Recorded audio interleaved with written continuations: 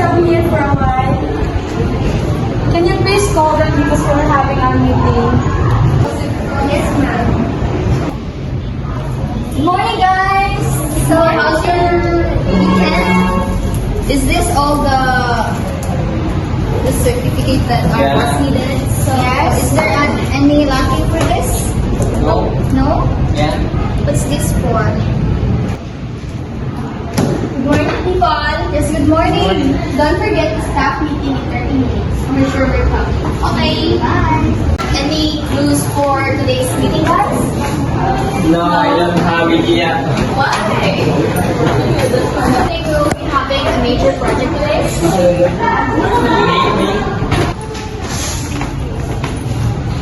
Thank you. Hello, ma'am. Good morning. So, okay, family, settle down and breathe out. Thank you. Okay, to formally start our meeting, let's start with you, Miss Jemima. So I was brainstorming this plan for a month now, and I was planning that we will be boosting our company by doing a promotional video so everyone can see. Okay, so to make our company successful, I am planning to make a new strategies to make our company top. This plan is to conduct interview to have a new staff. So Jemima will be the one who will conduct the interview so that and you will be assigned to find a new staff for our company.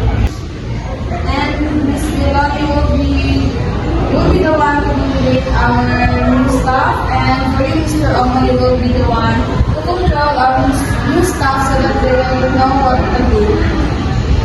So let's start our day with a smile and good luck with your part and dismiss.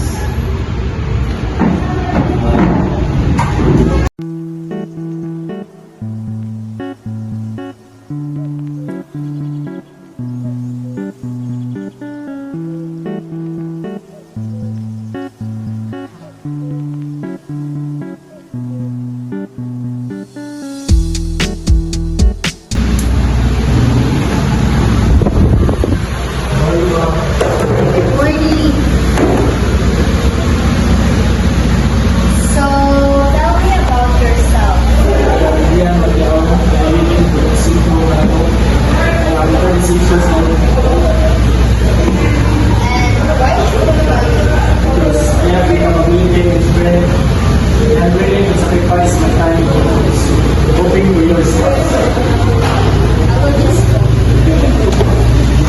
Yeah.